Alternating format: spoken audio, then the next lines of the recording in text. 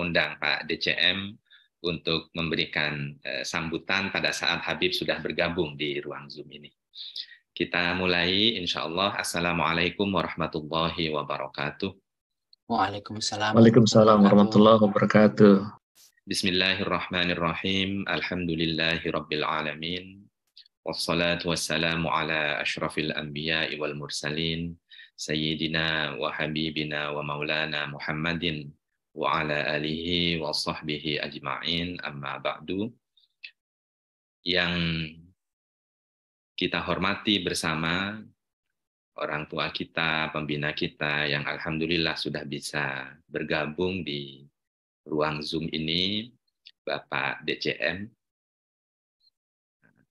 Wakil Duta Besar Indonesia di KBRI Brussels. Assalamualaikum. Bapak Sulaiman Syarif.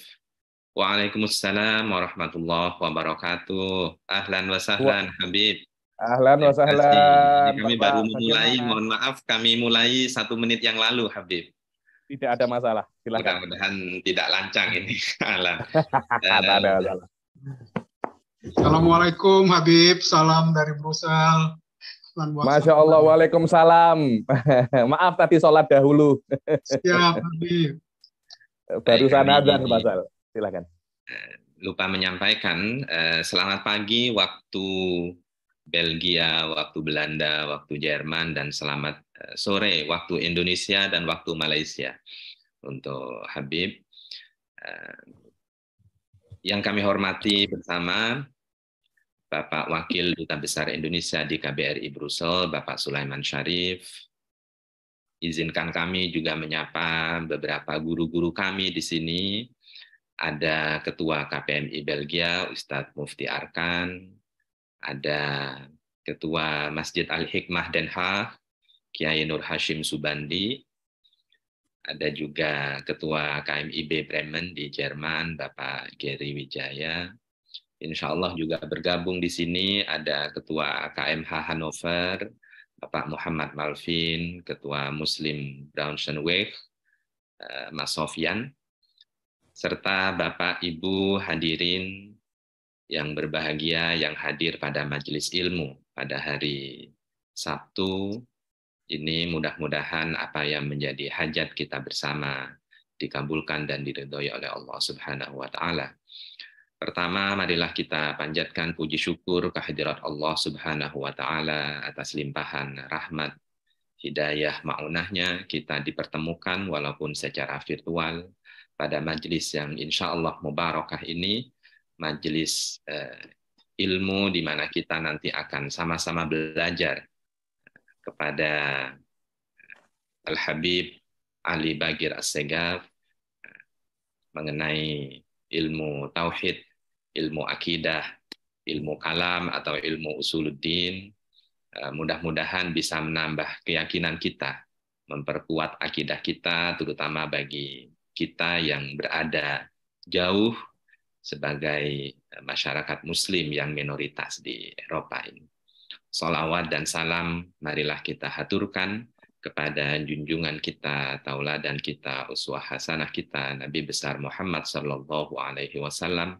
Mudah-mudahan kelak di hari kiamat kita termasuk dari golongan orang-orang yang memperoleh syafaat dari beliau. Amin ya rabbal alamin. Habib Ali Bagir As-Segaf yang sangat kami hormati, izinkan kami untuk memberikan waktu dan meminta sedikit kata sambutan dari Wakil Duta Besar Indonesia di KBRI Brussels, yang terhormat, yang mulia Bapak Sulaiman Syarif.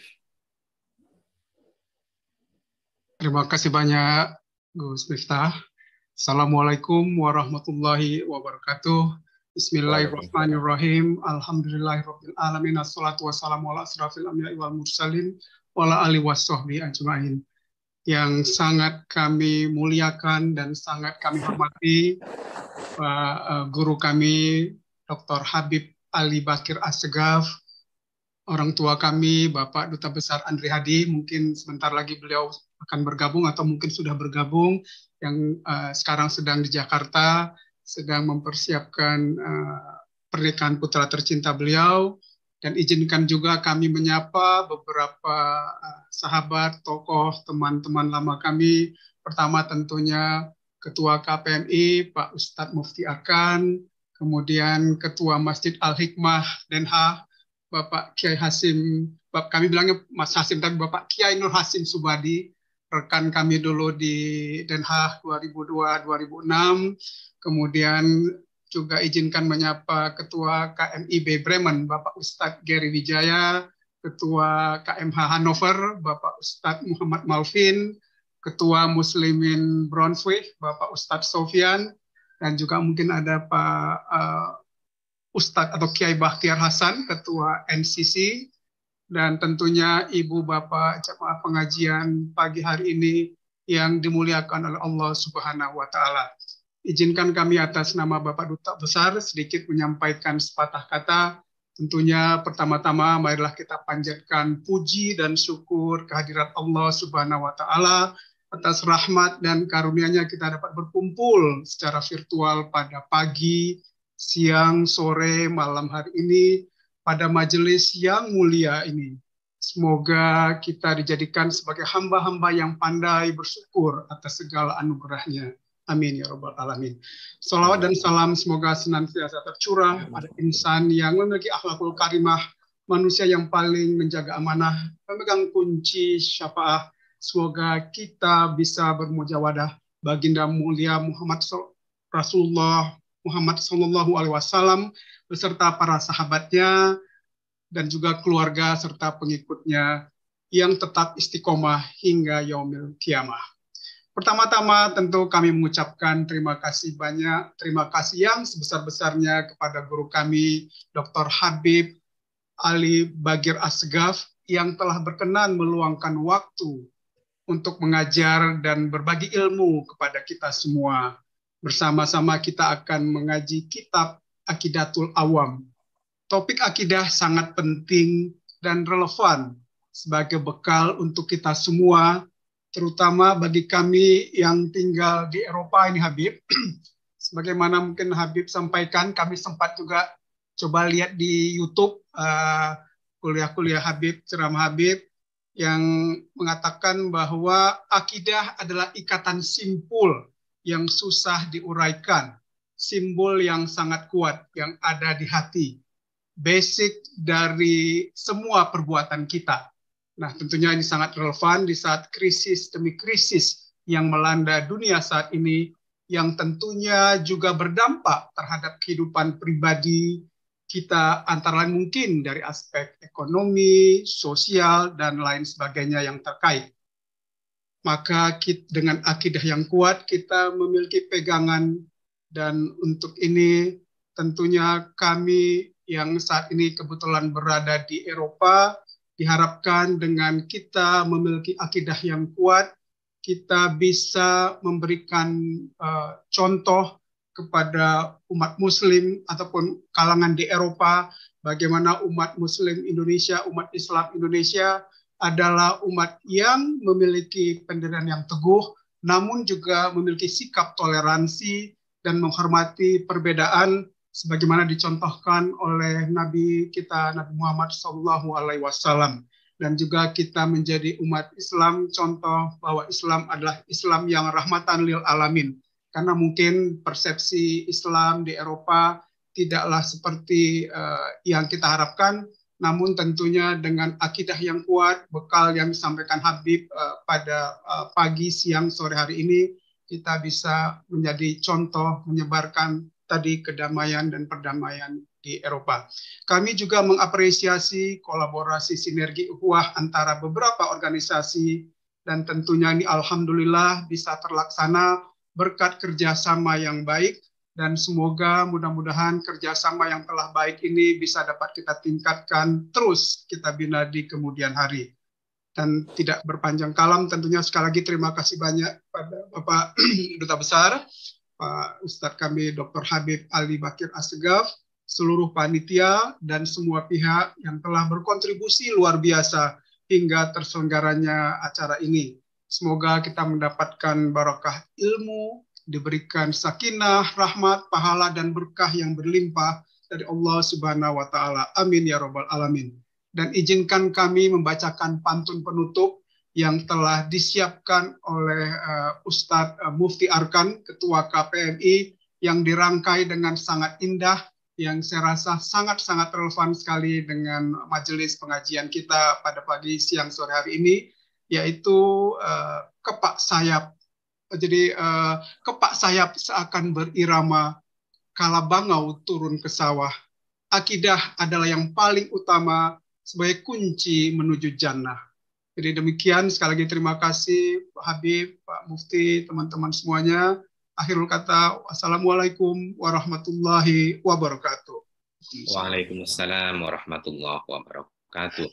Terima kasih banyak Pak Sulaiman Syarif atas sambutan.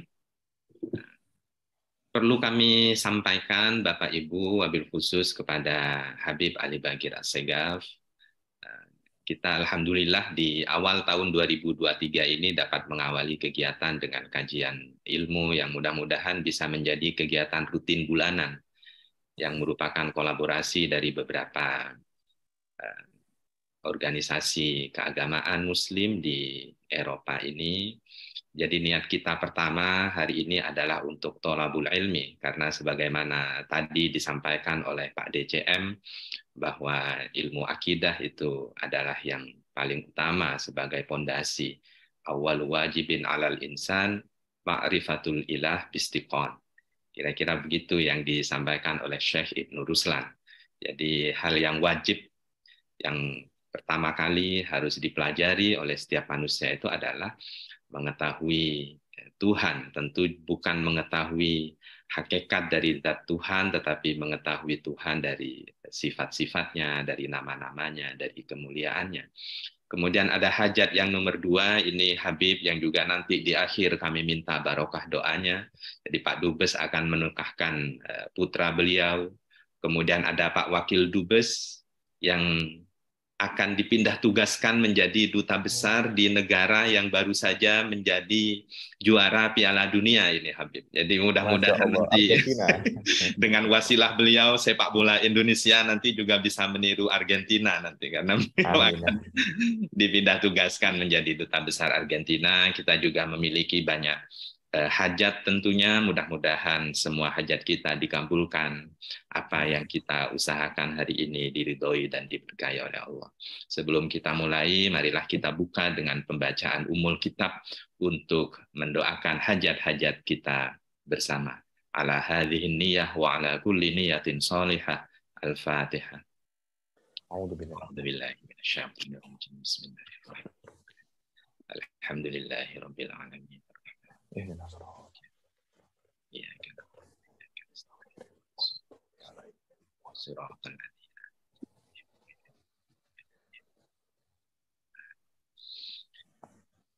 Baik, terima kasih banyak Bapak Ibu, karena Habib Ali Bagir Assegaf juga sudah hadir di tengah-tengah kita. Insya Allah nanti di akhir kami akan memberikan kesempatan kepada Pak Mufti Arkan, Ustadz Mufti Arkan, Ustadz Jerry, Kiai Nur Hashim untuk menyapa para jamaah, termasuk juga kepada Ustadz Malvin dan Ustadz Sofyan. Tetapi mungkin untuk di awal kita dapat menyimak secara langsung kajian dari Habib Ali Bagir Assegaf. Bapak Ibu hadirin yang dirahmati oleh Allah, sebenarnya tidak sulit untuk menemukan biografi beliau, tetapi izinkan kami untuk menyampaikan sekelumit dari biografi Habib Ali Bagir Assegaf. Beliau lahir di Tulungagung tahun 1988 dan menyelesaikan pendidikan di Madrasah Tsanawiyah dan Madrasah Aliyah di Pondok Pesantren Darut Tauhid di Malang. Ini kebetulan tetangga di Sumbersari dengan saya yang kuliah di UIN Malang ini, sama-sama dari Sumbersari. Kemudian beliau sempat 1 tahun menimba ilmu nyantri di Darul Mustafa Tarim Hadramaut di Yaman di bawah asuhan Habib Umar bin Hafid. kemudian menyelesaikan program sarjana di bidang fikih dan usul fikih dari Universitas Al-Ahqaf di Yaman, magister juga di bidang yang sama dari Jami'atul Ulum Al-Islamiyah Al-Alamiyah atau World Islamic Science and Education University di Jordan, serta pendidikan doktoral di University Islam Antarabangsa di Malaysia. Hari ini kita akan memulai kajian perdana untuk pertemuan-pertemuan berikutnya juga dari kitab Aqidatul Awam karya Sayyid Ahmad Al-Marzuki Al-Maliki Al-Makki yang disyarahi oleh Sayyid Muhammad bin Alwi bin Abbas Al-Maliki Al-Makki Al-Hasani dalam kitab Jala'ul Afham ala Syarhi Aqidatul Awam. Sebagai pengantar, kami pikir itu saja dulu, Habib, dan kami meyakini bahwa syaraful ilmi bisyarafil maklum. Jadi keutamaan majelis ilmu adalah karena keutamaan objek kajiannya, dan karena kita akan mengkaji tentang sifat-sifat Allah, sifat-sifat Rasul, insya Allah majelis ini juga akan menjadi majelis yang utama, yang barokah, yang manfaat, tentunya dengan bimbingan dari Habib Ali Bagir Assegaf. Kepada Habib Ali kami haturkan waktu hingga mungkin 45 sampai 50 menit ke depan. Tafadhol Habib. Bismillah. Bismillahirrahmanirrahim. Assalamualaikum warahmatullahi ta'ala wabarakatuh. Alhamdulillah.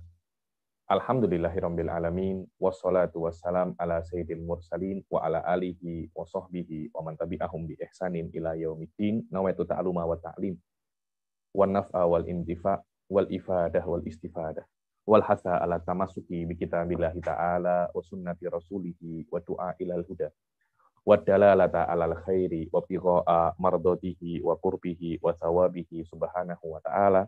Allahumma faqihna fid din wa alimna ta'wil. Rabbi shrah li sadri wa yassir li amri wahlul 'uqdatam min lisani yafqahu qawli waj'al li waziran ahli.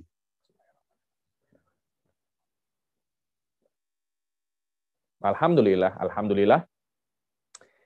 Syukur kepada Allah Subhanahu wa taala yang sudah memberi kita nikmat dan taufiknya agar bisa untuk bertemu pertama kali ya di dalam program kajian dengan gabungan majelis-majelis ilmu yang ada di Eropa. Suara saya jelas? Jelas, Habib. Jelas. Ya, Jelas. alhamdulillah. Alhamdulillah. Alhamdulillah. Sebelum saya memulai, biasanya memang kelas pertama itu saya untuk sembang-sembang atau bincang-bincang untuk bagaimana ke depannya kelas-kelas semacam ini agar tidak kaget bagaimana kelas-kelas semacam ini akan berjalan. Dan saya pertama kali saya mengucapkan terima kasih terutama kepada tadi Bapak Wakil Duta Besar, begitu pula para asatidz dan para kiai, khususon Pak Geri. Saya pun baru jumpa saya belum pernah berjumpa Pak Geri secara face to face ya. Cuma dulu ketika saya itu menuntut ilmu di Jordan, mengambil master, saya pernah mengajar anak beliau, Fauzan. Subhanallah, akhirnya hubungan itu terus terbina, dan akhirnya bisa membuat kajian bersama dengan beliau dan majelis taklim yang ada di Eropa. Dan saya sangat senang sekali, walaupun saya ini orang Tulungagung, orang Katrok, orang desa, kalau orang-orang bilang gitu. Tapi bisa untuk mengkaji bersama orang-orang yang biasanya kalau di Eropa itu highly educated ya, di dalam segala bidang. Alhamdulillah. Dan saya di dalam kesempatan ini akan sedikit untuk menjelaskan. Biasanya kajian-kajian saya itu 45 menit atau 50 menit untuk saya berbincang, untuk saya menjelaskan tentang materi, kemudian setelahnya biasanya akan ada pertanyaan daripada peserta, daripada hadirun dan hadirat, dan saya harap pertanyaannya berkaitan tentang apa materi yang ada barusan saya jelaskan yang tidak jelas, atau hal-hal yang mungkin berkaitan tentang materi, karena biasanya pertanyaan itu melenceng. Kalau pertanyaannya melenceng, biasanya jawabannya itu juga melenceng. Biasanya itu semacam itu. Dan saya ingin dalam waktu 50 menit yang saya anggap singkat ini, saya bisa untuk sebanyak mungkin untuk mentransfer dan menjelaskan apa yang kita wajib yakini daripada daripada akidah-akidah sebagai seorang muslim, karena akidah ini tadi seperti yang sudah dimukadimahkan oleh Bapak Wakil Duta Besar, adalah sesuatu yang sangat penting sekali di dalam menghadapi serangan-serangan yang ada di dalam masa ini, terutama mungkin tentang golongan-golongan, kelompok-kelompok yang ada di Eropa, yang saya yakin walaupun saya belum pernah ke Eropa, tetapi dari apa yang saya baca itu lebih kompleks aliran-aliran, pemikiran-pemikiran yang ada di Eropa daripada apa yang ada di Indonesia.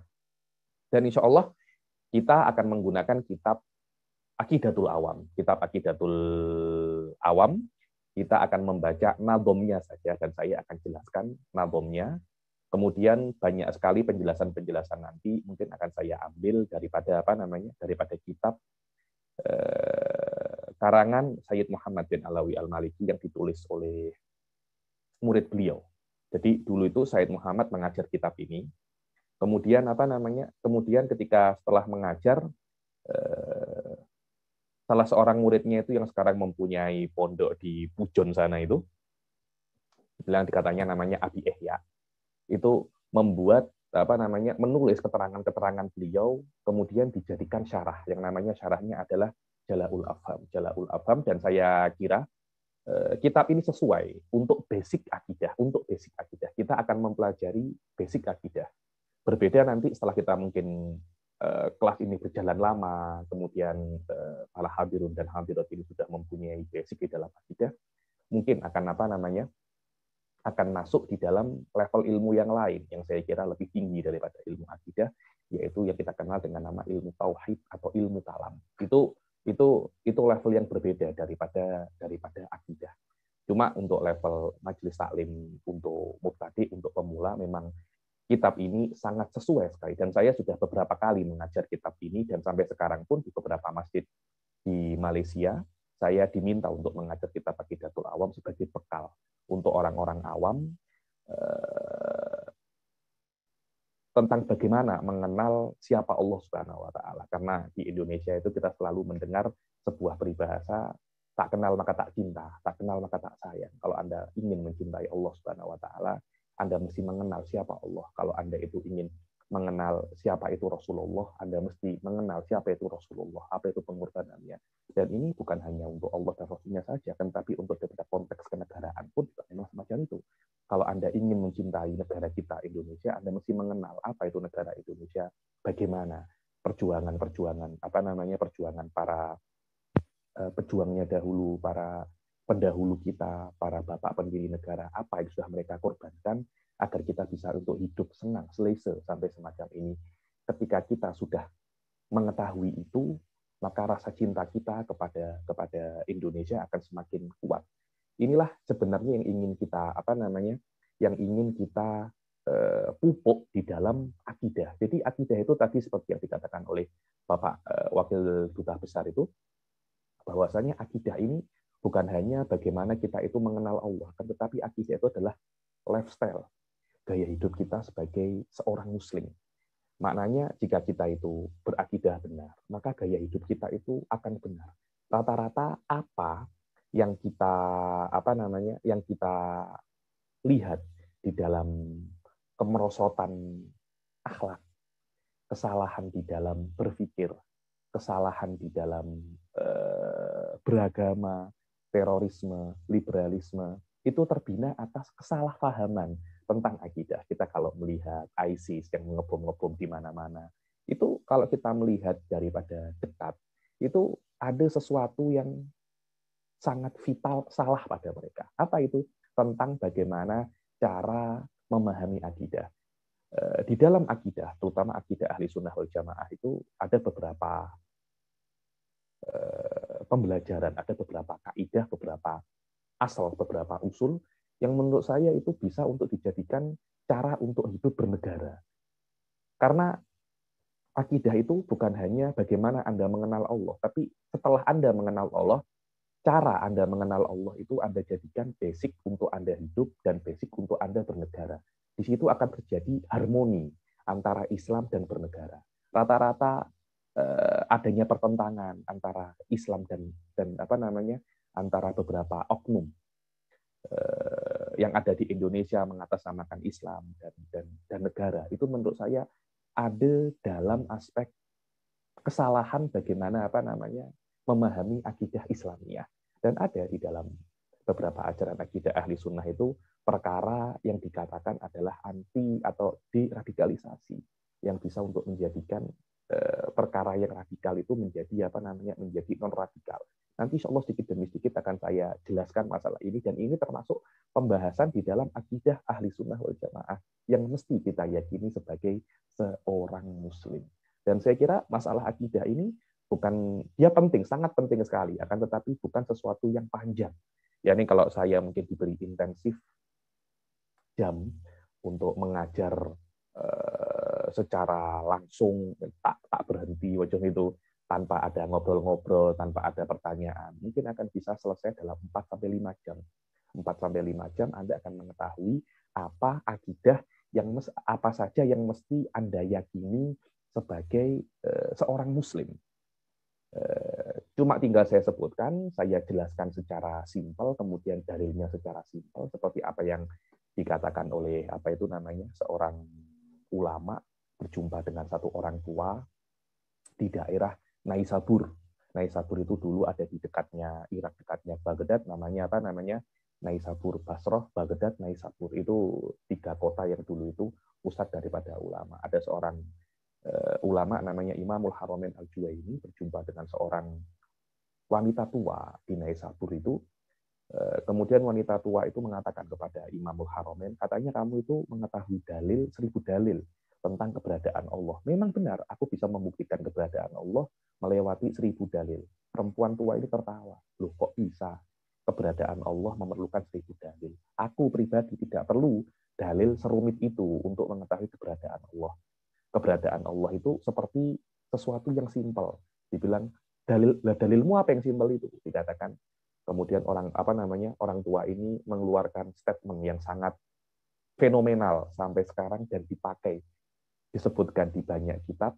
Beliau itu mengatakan al-ba'ratu tadullu 'alal ba'ir wal atharu tadullu 'alal masir was sama'i dzatil abraj wal ardu dzatil fijaj ala tadullu 'alal sonil hakimil khabir. Dibilang al-ba'ratu tadullu 'alal ba'ir, kalau ada teletong itu kotorannya kambing, kotorannya sapi. Kalau ada kotoran sapi, kalau ada kotoran kambing, pasti ada kambingnya, pasti ada untanya. Kalau ada kotoran, pasti ada untanya. Tidak mungkin tiba-tiba kotoran itu ada, tidak ada untanya, ada, tidak ada sapinya. Mustahil itu. Wal atharu tadullu 'alal masir, kalau ada jejak kaki, pasti ada kafilah yang berjalan. Bagaimana kita melihat bumi dan langit itu mempunyai gugusan bintang? Bumi ini langit-langit mempunyai gugusan bintang. Bumi ini mempunyai jalan-jalan dan disetting sedemikian rupa agar kita itu bisa hidup dengan senang di bumi, dengan selesa di bumi. Mustahil ini ada begitu saja tanpa ada yang mengatur semacam ini. Ini adalah dalil simpel di dalam akidah yang kita mesti mengetahuinya sebagai seorang muslim. Sesimpel itu saja sebenarnya untuk mengetahui akidah. Karena itu saya kira masalah pengajian akidah ini tidak susah pun. Cuma perlu perlu konsentrasi, karena mungkin banyak daripada pengajian sekarang itu tidak concern pasal akidah. Karena pengajian ini sedikit aneh di dalam majelis-majelis taklim yang mana lebih mengutamakan tasawuf ataupun fikih. Jarang sekali yang fokus di dalam akidah, padahal akidah itu adalah basic daripada segala ilmu, ibarat daripada piramid. Akidah ini adalah dasar daripada piramid. Kemudian fikih itu di atasnya, kemudian tasawuf itu di atasnya. Maknanya tasawuf ini adalah puncak daripada keilmuan Islam. Akan tetapi banyak sekali orang-orang pada zaman sekarang itu ketika mempelajari ilmu, mereka tidak ingin memulai daripada bawah, langsung ingin memulai daripada atas, yaitu tasawuf. Akhirnya mereka mempelajari tasawuf, dan tanpa mengetahui fikihnya, tanpa mengetahui akidahnya. Disitulah letak, kalau bahasa Malaysianya itu, kepesongan, kemelencengan ajaran daripada ajaran tasawuf daripada Islam, yang banyak sekali kita kita melihat contoh-contohnya di bumi pertiwi kita. Contohnya ada orang sholatnya itu hanya mengingat Allah saja. Saya pernah jumpa orang itu kalau sholat itu di Gunung Kawi, dibilang saja kalau sholat di Gunung Kawi. Bagaimana itu? Saya bersatu dengan alam. Saya tuh dengar itu saya hanya tertawa. Saya tidak bisa menyalahkan orang semacam ini karena mungkin pengetahuannya tentang akidah tidak ada, pengetahuannya tentang fikih tidak ada. Nanti ada lagi, saya tuh pernah berjumpa dengan orang katanya kesurupan Sayyidina Umar, kerasukan Sayyidina Umar, kerasukan Sayyidina Abu Bakar. Hal-hal semacam itu terjadi karena kurangnya basic di dalam akidah dan fikih, kemudian langsung untuk mempelajari tasawuf. Cara benar di dalam mempelajari Islam adalah Anda mempelajari akidah dulu, kemudian fikih, kemudian tasawuf. Kalau kita melihat kitab yang paling terkenal, yang banyak dikaji di Indonesia, yaitu kitab Ihya Ulumuddin, karangan Al-Imam Hujjatul Islam Al-Ghazali, yang sekarang mungkin ada sekitar 4 jilid. Kalau panjenengan antum melihat kitab itu, basicnya kitab-kitab awal-awal mempelajari tentang akidah, kemudian mempelajari tentang fikih, kemudian mempelajari tentang tasawuf. Itulah ide kitab Ihya Ulumuddin, yang mana maknanya adalah menghidupkan ilmu-ilmu agama. Dengan makna ilmu agama itu tidak bisa untuk terlepas daripada ilmu-ilmu yang lain. Anda tidak bisa untuk mempelajari tasawuf saja. Anda tidak bisa untuk mempelajari fikih saja. Dan Anda tidak bisa untuk mempelajari akidah saja. Mesti ada ilmu-ilmu pembantu-pembantu yang lain. Di antara semua ilmu itu, yang paling penting Anda pelajari adalah akidah.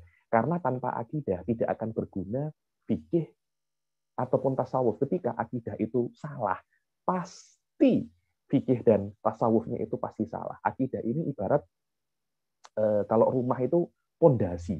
Kalau sudah pondasinya itu salah, pondasinya itu rapuh, mau dibangun apapun, tegak pun tidak akan lama. Terkena gempa sedikit, terkena angin sedikit, terkena hujan sedikit, pasti itu akan roboh, pasti itu akan runtuh.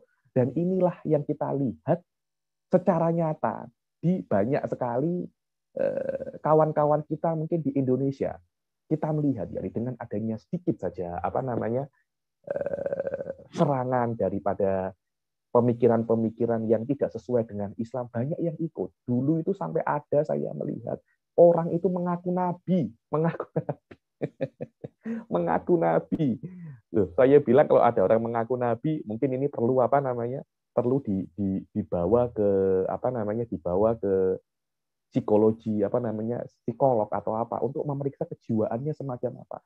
Yang saya lebih heran lagi, banyak yang mengikutinya sampai ada yang mengaku sebagai malaikat Jibril, kemudian anaknya ditasbihkan sebagai Nabi Isa. Yang saya lebih heran lagi, kok ada beberapa orang itu mengikutinya. Kenapa? Karena memang dari awal banyak orang-orang itu tidak fokus terhadap akidah. Akidah yang mengatakan Nabi Muhammad adalah Nabi akhir zaman dan tidak ada Nabi setelah Nabi Muhammad, itu adalah alif ba. Taknya Anda menjadi seorang Muslim. Anda tidak bisa untuk mengatakan saya itu adalah seorang Muslim, tapi saya mengakui bahwasanya Nabi Muhammad itu bukan akhir zaman. Saya mengakui saya ini hamba Allah, tapi saya tidak suka kepada Nabi Muhammad. Itu tidak boleh semacam itu, karena Nabi Muhammad dan Allah itu adalah dua perkara yang mesti kita yakini kalau kita ingin menjadi seorang Muslim. Tidak boleh Anda pisahkan. Karena itu ketika kita itu ingin masuk Islam, kita itu mesti bersyahadat asyhadu alla ilaha illallah wa asyhadu anna muhammadar rasulullah. Tidak boleh kita ketika bersyahadat hanya satu, asyhadu alla ilaha illallah. Tidak boleh. Tidak boleh semacam itu. Inilah sedikit tentang akidah. Yang mana akidah itu Anda mesti mengetahui apa saja yang mesti Anda yakini. Dengan dalil-dalil yang simpel, atau lebih dikenal dengan nama dalil ijmali, atau dalil yang global. Nanti akan saya jelaskan apa saja yang mesti kita ketahui tentang Allah. Kita tidak diwajibkan untuk mengetahui zat Allah. Tidak. Itu sesuatu yang mustahil untuk diketahui dari manusia, bahkan di akhirat. Sebagian ulama ahli sunnah mengatakan Allah tidak akan bisa Anda ketahui hakikatnya walaupun Anda di akhirat kelak. Tidak akan bisa. Karena itu Allah hanya memberitahu hal-hal yang bisa untuk dicerna akal kita di dunia ini. Yang mana beberapa perkara ini dikatakan cukup untuk membina iman kita sebagai seorang muslim dan mukmin. Dan kira-kira itu dikatakan sebagai sifat 20 atau sifat 50, yakni akidah 50, 20 tentang sifat Allah, 20 lawan daripada sifat Allah, perkara-perkara yang wajib, perkara-perkara yang mustahil sudah 40, kemudian perkara yang jaiz 1, 41, perkara yang wajib bagi Nabi 4, perkara yang mustahil bagi Nabi juga 4, 4 tambah 4, 8, tambah 41, 49, dan yang terakhir adalah perkara yang boleh atau yang jaiz bagi Nabi Muhammad SAW menjadi 50. Itu saja sebenarnya apa yang mesti kita yakini sebagai seorang muslim. Bukan perkara yang susah, tapi sangat penting sekali. Dan akidah tidak bisa kita amalkan. Ya, kita tidak bisa untuk mengamalkan. Bagaimana cara Anda mengamalkan sifat qadim? Bagaimana cara Anda mengamalkan sifat qudroh? Tidak bisa diamalkan. Akan tetapi setiap amal perbuatan mesti terbina atas akidah. Jadi kalau Anda itu nak sholat, akidahnya mesti benar. Kalau Anda itu nak zakat, akidahnya mesti benar. Kalau Anda itu ingin puasa, akidahnya itu mesti benar. Ketika akidah ini salah, dan akidah itu hanya sedikit ya, hanya mungkin 50, kalau kitab-kitab yang lebih tinggi mungkin bisa dikonvert itu menjadi 20, 15, yakni sangat sedikit sekali. Tapi kesalahan di dalam satu perkara ini saja bisa menjadikan sangat fatal sebagai sebagai seorang mukmin, sebagai seorang muslim, dan bisa menjadikan Anda itu digelari dengan kata-kata fasikun atau mubtadi'. Ini dia yang saya kira itu sangat penting sekali, akan tetapi ironis di dalam budaya keilmuan Nusantara. Ketika saya mengatakan Nusantara, maknanya adalah Indonesia, Malaysia, Thailand, Vietnam, Brunei, dan sekitarnya yang menggunakan bahasa Indonesia atau menggunakan bahasa Melayu, ya, yang memahami bahasa-bahasa ini. Tradisi untuk mempelajari akidah itu sangat minim sekali. Sangat minim sekali, karena itu Anda akan melihat banyak sekali pemikiran-pemikiran yang aneh.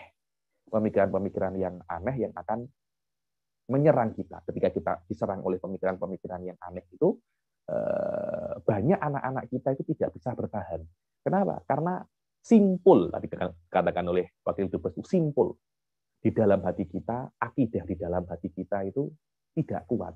Jadi, ikatan yang menjadikan kita tetap tegak, itu tidak ada. Adapun sangat rapuh sekali ketika ada arus, kita akan terbawa oleh arus. Disitulah pentingnya pentingnya akidah. Dan akidah, kalau Anda benar-benar paham akidah, itu tidak hanya akan membuat Anda itu kokoh, akan tetapi Anda akan bisa bersikap, bagaimana bersikap kepada Allah dan bagaimana bersikap kepada selain Allah.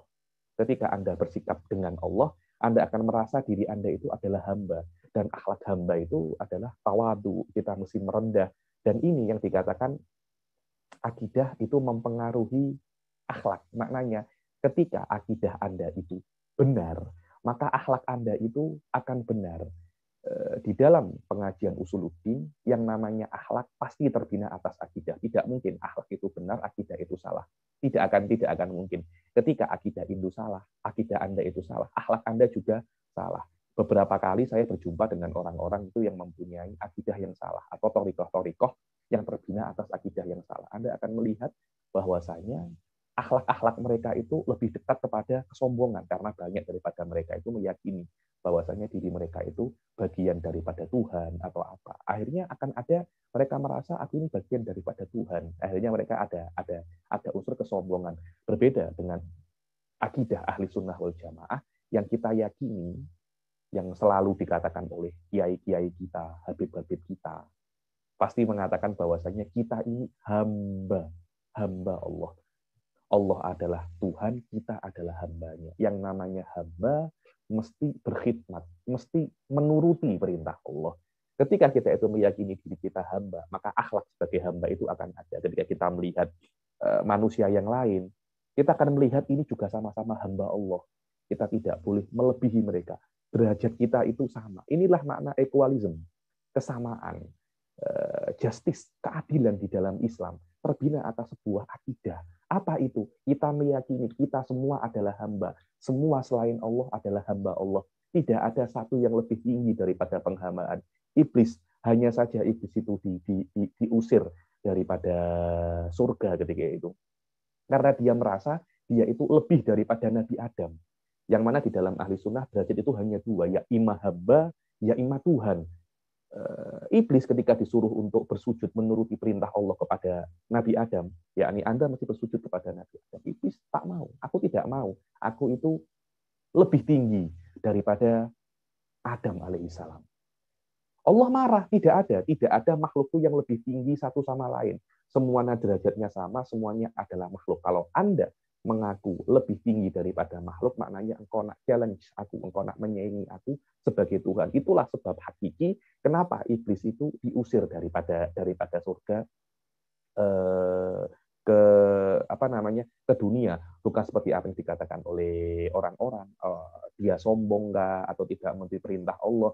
Itu memang dosa, tapi tidak dosa yang sangat teruk sekali, karena banyak daripada kita itu yang sombong, yang tidak menuruti perintah Allah. Berapa banyak orang tidak sholat, berapa banyak orang tidak puasa, akan tetapi tidak menjadikan dia itu masuk neraka selamanya. Cuma ada dosa yang sangat besar, yaitu meyakini dirinya itu lebih daripada yang lain, daripada aspek kemuliaan. Semua kita adalah hamba. Ketika kita hamba, tidak boleh kita itu bersombong. Inilah hakikat daripada akidah kalau kita memang benar-benar menghayatinya. Akidah akan mempengaruhi akhlak kita. Akidah akan mempengaruhi cara kita untuk hidup. Akidah akan mempengaruhi cara kita untuk bernegara. Akidah akan mempengaruhi cara pandang kita sebagai seorang Muslim. Ini adalah poin yang sangat penting di dalam akidah. Cuma ironis, banyak majelis taklim itu tidak menyadarinya dan lebih selese, lebih senang untuk mengkaji ilmu-ilmu selain akidah karena mungkin dianggap lebih mudah, terus lebih disukai. Kita mesti melihat kebutuhan, bukan kesukaan di dalam ilmu agama semacam itu. Bukan apa yang disukai oleh jamaah, tapi apa yang diperlukan oleh jamaah. Ini sebenarnya kita mesti berpikir semacam itu di dalam di dalam akidah. Jadi, selama akidah itu adalah perkara yang paling penting, maka hendaklah memang di dalam semua majelis taklim akidah itu didahulukan daripada ilmu-ilmu yang lain. Untuk akidah, untuk pengetahuan akidah banyak sekali kitab-kitab ya, banyak sekali kitab-kitab yang bisa kita pelajari untuk level pertama daripada akidah. Kalau Anda ingin mempelajari kitab-kitabnya para ulama NU, ada kitabnya Mbah Hasim Al-Asy'ari. Ada juga kitabnya Syekh Abu Fadl yang sekarang saya mengajar kalau saya pulang ke Indonesia, namanya Kawakibul Lama'ah. Itu pun juga sesuai untuk untuk akidah untuk level pemula. Kemudian kalau Anda ingin kitab-kitabnya para ulama habaib, Anda bisa untuk mengkaji kitabnya Al-Imam Abdullah bin Alawi Al-Haddad, namanya Aqidatu Ahli Islam, yang sekarang saya sedang mengajar Rauhah di Tulungagung via online juga, atau kitabnya Syekh Ali bin Abu Bakar As-Sakron, akidahnya beliau yang hanya simpel saja yang setiap hari dibaca. Perkara-perkara yang mesti kita yakini sebagai seorang muslim. Akan tetapi saya sepakat dengan Bapak Geri dan sudah didiskusikan oleh Majelis Taklim, kita akan membaca kitab Aqidatul Awam, Nadhom Aqidatul Awam. Nadhom itu adalah cara penulisan kitab yang berbeda dengan nasr. Ada cara penulisan namanya nasr. Nasr itu penulisan biasa, ada paragrafnya, paragraf 1, paragraf 2, halaman 1, halaman 2, seperti kitab-kitab biasa. Nadhom tak semacam itu. Nadhom itu ditulis dengan syair, dengan banyak sekali modelnya. Ada Bahrul Tawil, ada Bahrul Rojas yang kita baca sekarang ini namanya Bahrul Rojas. Bahrul Rojas itu apa tuh namanya, intonasinya, nadanya itu mustafilan 6 kali. 6 kali untuk mudah dihafal. Ya memang dijadikan nambom, syair-syair semacam itu, agar mudah untuk dihafal dan mudah untuk dinyanyikan. Agar orang-orang budak-budak kecil, apa namanya, anak-anak kecil itu bisa untuk menyanyikan Aqidatul Awam. Akhirnya bisa dekat dengan orang-orang, bisa dekat dengan anak-anak kecil dan mudah untuk dipelajari. Inilah kenapa saya memilih kitab apa namanya Aqidatul Awam, dan karena banyak daripada guru-guru kita zaman dahulu yang pergi ke Mekah dan belajar dengan pengarang daripada kitab Aqidatul Awam itu, yaitu Syekh Ahmad Al-Marzuki, yang dulu beliau itu adalah salah seorang ulama daripada Mesir, kemudian beliau pindah ke Mekah untuk menjadi mufti Malikiyah di Mekah, kemudian juga mengajar qiraat. Saya kira beliau itu meninggal di abad ke-13 Hijriah, kira-kira 100 tahun atau 150 tahun yang lalu. Beliau Syekh Ahmad Al-Marzuki ini. Dan banyak ya ulama-ulama yang mensyarahkan kitab ini, diantaranya adalah Syekh Muhammad bin Alawi Al-Maliki, dan ada lagi salah seorang ulama Indonesia terkenal namanya Syekh Nawawi Al-Bantani Al-Jawi. Syekh Nawawi daripada Banten, Jawa Tengah. Beliau mensyarahkan namanya Nurul Dolam, syarah Aqidatul Awam, tapi syarahnya itu sedikit tebal dan tidak sesuai untuk pengajian-pengajian apa namanya, pengajian-pengajian mubtadi, majelis taklim semacam ini. Adapun cerita apa namanya, ada kisah unik daripada pengarang kenapa kitab ini ditulis. Anda bisa membaca di awal-awal ini bahwasanya sejarah daripada kitab ini, Imam Syekh Ahmad Al-Marzuki ini tidur kemudian bermimpi Rasul Shallallahu Alaihi Wasallam, dan di sampingnya itu ada para sahabat. Kemudian beliau bersama Rasul dikelilingi para sahabat. Rasul itu mengatakan bahwasanya kepada Syekh Ahmad Al-Marzuki ini, bacalah akidah, nadom di dalam akidah, orang yang mengetahuinya dan orang yang membacanya akan mendapatkan apa yang dia inginkan di dunia dan akhirat. Kalau dia bisa untuk menghafalnya dan dia juga bisa untuk memahaminya. Syekh Al-Marzuki bingung. Nadom apa ya Rasulullah? Para sahabat mengatakan, dengar daripada Rasul apa yang nak beliau katakan. Rasul langsung mengatakan, ibda bismillah, yakni mulai dengan bismillah. Tiba-tiba langsung Allah mengilhamkan kepada Syekh Ahmad Al-Marzuki ini bait-bait syair tentang Nadhum Aqidatul Awam itu, abda'u bismillahirrahmani wa birrahim idaini ihsani, sampai kata-kata wasuhuful khalili wal kalimi fiha kalamul hakamil akhir. Sampai bait itu, kemudian beliau langsung terbangun, dan apa yang beliau baca di depan Rasulullah, beliau masih ingat. Kemudian tidak lama daripada itu, beberapa hari setelah itu, beliau tidur lagi dan bermimpi Rasul Shallallahu Alaihi Wasallam. Dan Rasulullah bertanya kepada beliau, katakan apa yang sudah kamu tulis daripada Nadhum Aqidah. Baru beliau apa namanya membaca dari awal sampai akhir kitab, dan setiap bait dikatakan para sahabat itu mengatakan amin, amin, amin.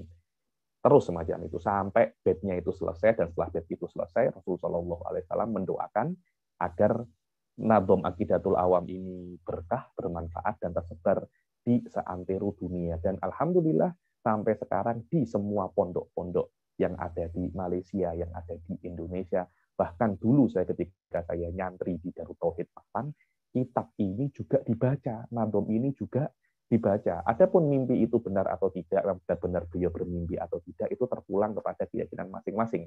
Boleh Anda percayai, boleh Anda tidak, akan tetapi realitanya apa yang ada di dalam Nadhum Aqidatul Awam itu tidak ada satupun yang melenceng daripada akidah Ahli Sunnah wal Jamaah, tidak ada yang melenceng daripada akidah Al-Wasatiyah yang dibawa oleh Ahli Sunnah wal Jamaah dan sesuai dengan corak Islam yang ada di Indonesia sampai sekarang. Dan saya harap apa namanya akidah Ahli Sunnah wal Jamaah ini terus ada dan terus dipelajari, bukan hanya melewati kitab ini, bahkan dengan kitab-kitab yang lain. Inilah sedikit cerita tentang Nadhum Aqidatul Awam. Adapun ilmu di atas ilmu akidah, ada ilmu lain namanya ilmu kalam atau ilmu tauhid. Itu ilmu yang berbeda ya dengan ilmu akidah. Ilmu akidah itu simpel saja. 4-5 jam kalau saya ingin, saya boleh untuk menyelesaikan kitab ini dalam 4-5 kali pertemuan. Cuma nanti akhirnya tidak ada pertanyaan, tidak ada apa, nanti akhirnya hatam dan tidak paham. Saya tidak ingin semacam itu. Padahal saya pernah membuat daurah membuat kelas intensif di Malaysia, menghatamkan kitab Aqidatul Awam selama 4 jam. Pernah saya semacam itu. 4 jam menghatamkan kitab Aqidatul Awam, dan bukan hanya sekali, 2 kali saya pernah buat 2 kali di Malaysia, dan berhasil, dan banyak orang-orang yang hatam sampai daripada luar pulau segala untuk datang menghadiri kitab Aqidatul Awam. Kan tetapi pertanyaan sedikit dan tidak ada yang tidak maksimal. Saya sebenarnya dalam majlis-majlis macam ini saya ingin menjelaskan, kemudian saya ingin melihat sebenarnya apa masalah muslimin yang ada di semua negara. Yakni saya sudah mengajar di Indonesia, mengajar di Jordan, mengajar di Malaysia. Saya melihat ada semacam titik temu di antara semua masalah orang-orang. Sekarang saya ingin melihat apa sebenarnya masalah kesalahpahaman tentang Islam tadi dikatakan oleh Wakil Dubes, bahwasanya persepsi tentang Islam di Jerman ini, di Eropa ini tidak sesuai, tidak sebaik apa yang ada di negara-negara Islam. Saya ingin melihat bagaimana persepsi itu daripada pertanyaan-pertanyaan yang nanti mungkin akan datang setelah saya menjelaskan akidah muhadharah kelas yang mungkin 45 menit sampai 50 menit ini. Kita kembali kepada ilmu kalam. Ilmu kalam itu bukan seperti ilmu akidah ya. Ilmu akidah tadi saya katakan simpel saja, 4 jam, 5 jam bisa selesai. Ilmu kalam berbeda. Loh, apa bedanya? Bedanya adalah ilmu kalam juga kadang-kadang dikatakan ilmu tauhid atau ilmu usuluddin, itu berbeda ya. Ilmu akidah bukan ilmu tauhid, ilmu usuluddin, ilmu kalam. 3 nama ini nama untuk satu ilmu. Loh, apa bedanya? Ada beda. Bedanya adalah ilmu kalam adalah ilmu untuk membuktikan akidah, untuk membuktikan akidah Islam itu adalah akidah yang benar. Adapun ilmu akidah itu hanya ilmu apa yang wajib Anda yakini dengan dalil-dalil yang simpel. Itu saja. Itu saja. Berbeda dengan ilmu kalam. Ilmu kalam akan mempelajari banyak perkara. Anda akan mempelajari tentang beberapa filsafat. Anda akan mempelajari tentang pemikiran-pemikiran zaman dahulu, bagaimana pertentangannya dengan Islam. Banyak sekali ya. Anda memerlukan 5-6 tahun untuk mempelajari ilmu kalam. Tapi kalau ilmu akidah Anda perlu 4-5 jam saja untuk mempelajari ilmu kalam.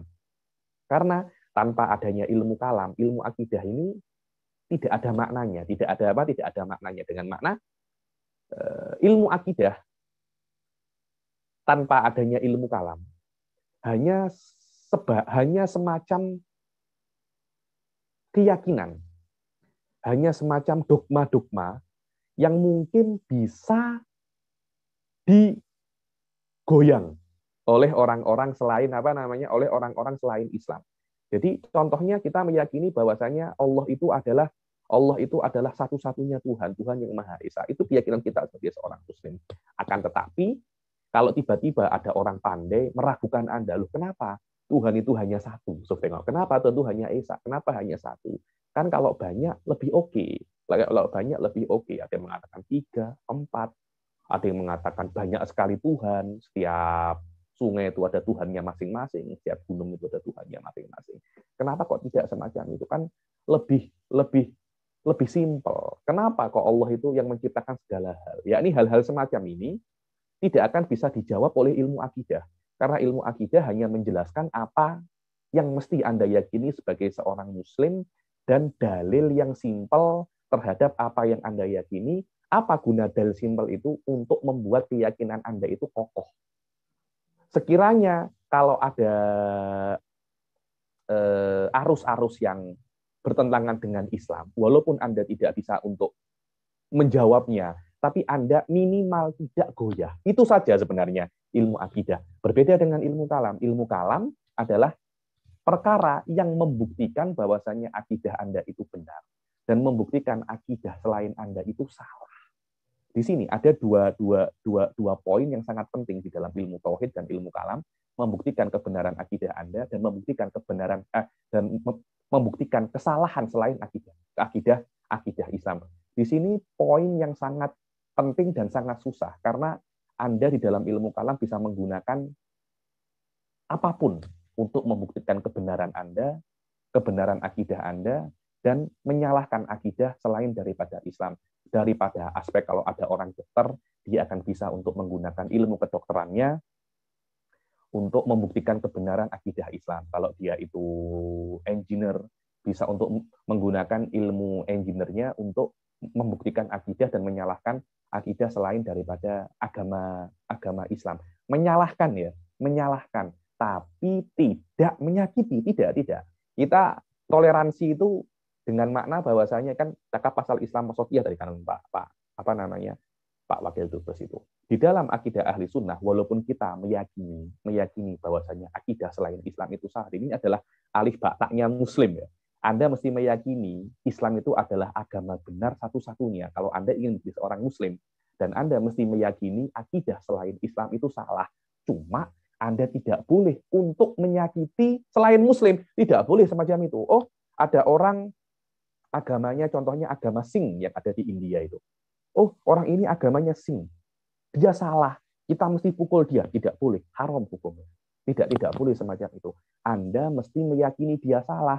Tapi Anda tidak boleh untuk menyakitinya. Satu bulu pun tidak boleh Anda sebut. Kenapa? Karena itu bukan tugas Anda. Itu bukan tugas Anda. Tugas Anda hanya meyakini Anda benar dan yang lainnya itu salah. Tapi kesalahan tidak menjadikan Anda boleh menyakitinya. Ini menurut saya adalah inti daripada wasatiyah yang ada di dalam Islam yang mesti kita gali lebih dalam lagi. Rata-rata ekstremisme yang ada di dalam Islam, kesalahan mereka di dalam memaknai bahwasanya saya benar, mereka salah, yang salah mesti disakiti.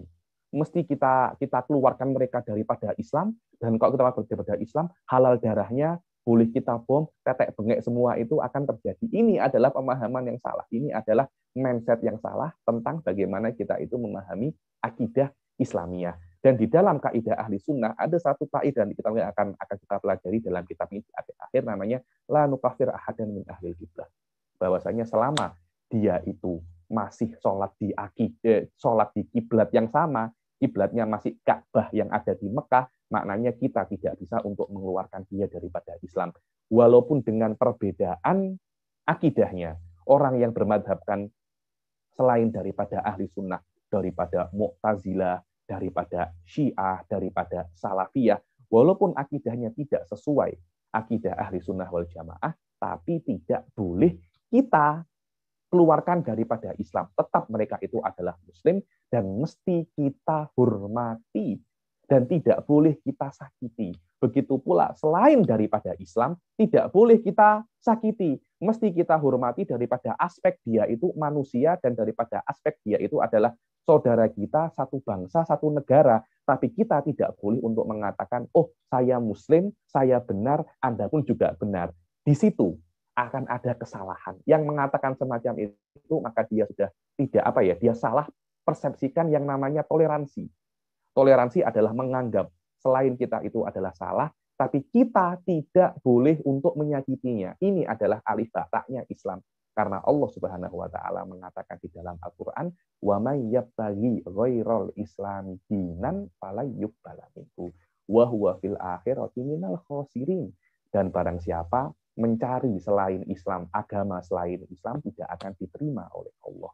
Dan dia di dalam akhirat daripada orang-orang yang merugi. Maknanya orang-orang yang merugi, dia adalah orang yang kekal di neraka. Semacam itu adalah apa yang mesti kita yakini daripada akidah Islamiyah. Rata-rata kesalahan di dalam akidah terbina atas kesalahan di dalam masalah ini. Dia salah, boleh kita sakiti. Itu salah. Dia salah. Maknanya dia bukan Islam dan dia tidak sesuai ahli sunnah wal jamaah. Akan tetapi tidak boleh kita sakiti. Tidak boleh kita rendahkan.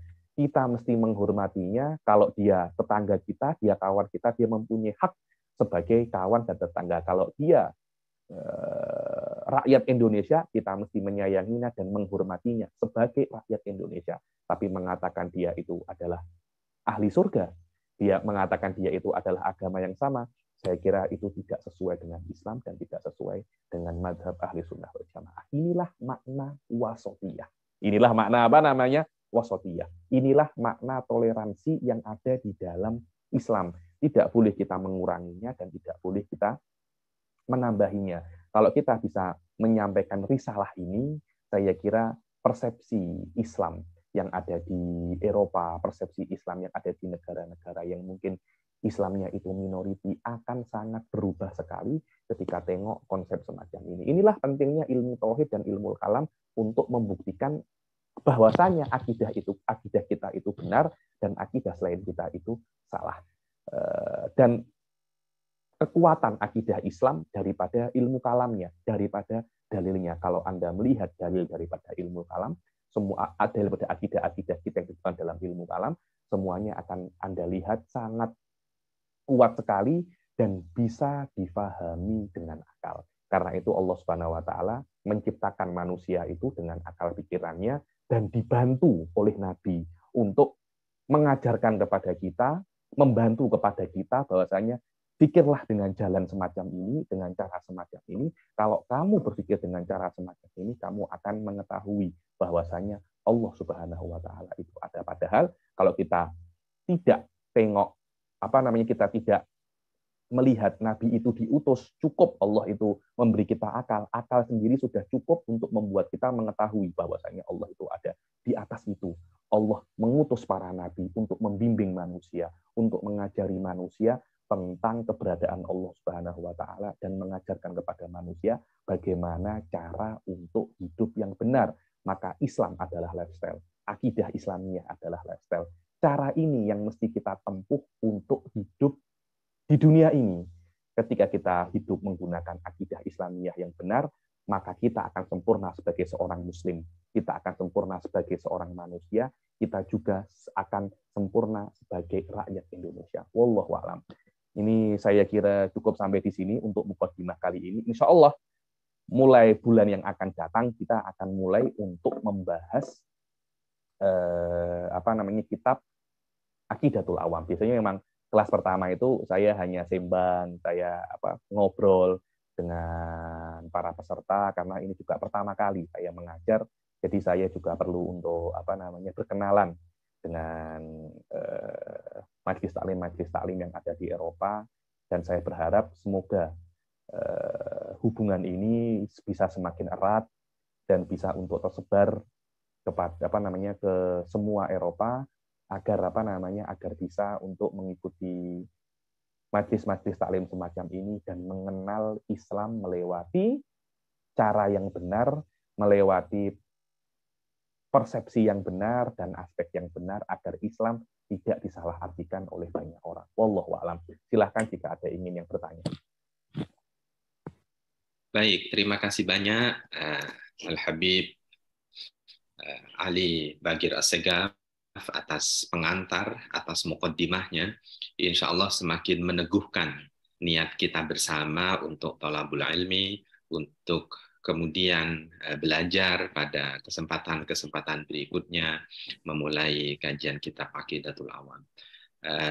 Sebagaimana disampaikan oleh Al-Habib tadi bahwa ini adalah pengantar mengenai urgensi mengenai pentingnya ilmu akidah, dan nanti kita juga akan melanjutkan dengan perkenalan sehingga nanti kami mungkin akan memberi waktu ini kepada Pak Jerry, kepada Kiai Nur Hashim dan beberapa pimpinan organisasi keislaman yang lain untuk menyapa beliau.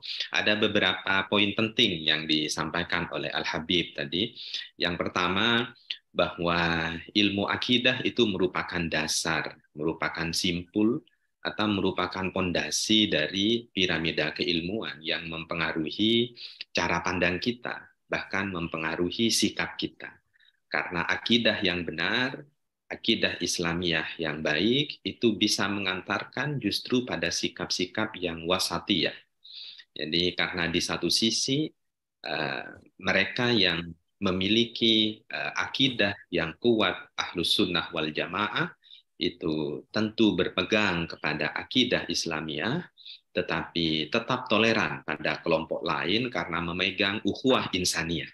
Kira-kira begitu. Yang kedua, beliau juga tadi menyatakan bahwa ilmu akidah itu sebagai seperti pondasi ya, dari piramida keilmuan. Bahkan kalau kita mengenal di pesantren dulu ada tauhid, ada fikih, ada tasawuf, sehingga untuk bisa bertauhid, untuk bisa memiliki akidah yang baik, itu tentu akan mengantarkan kita pada keimanan yang kokoh.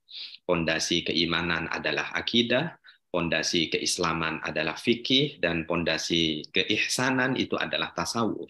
Sehingga sebelum mempelajari tasawuf, sebelum mempelajari fikih, tentu kita perlu memperkuat akidah kita. Beliau tadi juga sempat menyinggung apa yang disampaikan oleh Imam Al-Ghazali yang dalam kitab beliau di kitab Ihya itu memang sudah disebutkan la tasihhul ibadatu illa ba'da ma'rifatil ma'bud. Jadi memang tidak sah, tidak baik ibadah seseorang, tasawufnya, fikihnya, kecuali setelah mengetahui siapa yang disembah, melalui pengetahuan sifat-sifatnya, melalui belajar ilmu-ilmu akidah. Sehingga benar apa yang tadi disampaikan oleh Habib, bahwa memang yang paling awal untuk diketahui, untuk dipelajari, menjadi pondasi yang kuat bagi generasi Muslim, terutama di Eropa, itu adalah belajar ilmu-ilmu akidah. Ya. Awwalu ma yajibu 'alal abdi al-ilmu billah wa rasulihi wa dinihi. Itu pesan dari guru kita bersama, Imam Abu Hasan Al-Asy'ari, yang menjadi rujukan dari tauhid atau dari akidah kita. Sebelum nanti tanya jawab, Habib, mohon izin kami ingin mempersilahkan mungkin di sini ada Bapak Ustadz Geri, mungkin akan menyapa Habib atau memberikan sepatah dua patah kata. Nanti sebagaimana kata Habib, tak kenal ini maka tak sayang. Nanti setelah Ustadz Geri mungkin ada Kiai Nur Hashim dari Masjid Al-Hikmah Den Haag. Mangga Ustadz Geri. Assalamualaikum warahmatullahi wabarakatuh, Habib. Waalaikumsalam warahmatullahi wabarakatuh. Wassalam Pak Geri. Ya, terima kasih. Mungkin juga saya ingin menyapa, terima kasih pertama-tama, terima kasih kepada Habib Ali yang sudah bersedia mengajar kita kitab Aqidatul Awam. Mudah-mudahan kita bisa istiqomah dan terus sampai khatam ya Habib ya. Dan juga Habib juga senantiasa diberi kesehatan dan mendapatkan sinar barokahnya sehingga dapat memberikan kepada kita. Sebenarnya tadi yang disebut oleh Habib itu ada kurang. Jadi koneksi saya ke Habib itu ada dua. Pertama lewat anak saya, beliau adalah guru dari anak saya Fauzan yang dulu ketika belajar di Jordan.